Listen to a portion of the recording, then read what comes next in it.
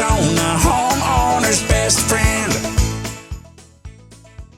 I have to say, when those trucks pull up, you can't help but be impressed. The thought that's gone into setting those vehicles up.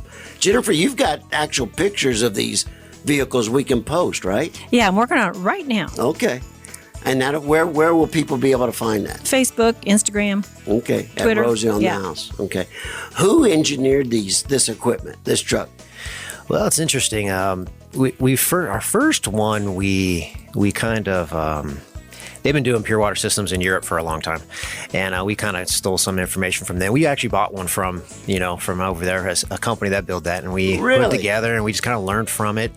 And now we build them ourselves. It's in my office, and I'm putting it together. I'm like got those plumbing parts and stuff, and I'm filtering it together. And we actually, with one of our customers, we actually clean their windows. He supplies us with a lot of plumbing products, and we're able to just build them right there on site and put them right in our trucks and maintain them. And when Chad says in his office, he means literally in his office. Not that there's a area in the office building. You go in the building, go back to his office. You got to walk over his, his workbench that he's got this all on, and then his desk is behind that. And I remember walking in and seeing all that, and I'm like, what do you got going on here?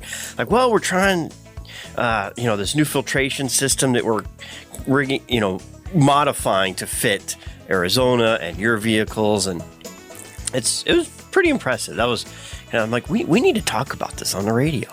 Yeah, it is right there. It keeps my eyes on it, make sure I'm tweaking it and making sure it's right. We have different vehicles and things too, so we have to modify how we mount them in there. But yeah, it's a fun process. I actually enjoy doing that. My son comes in all the time and wants to play with all the parts. Yeah, so it's kind of cool.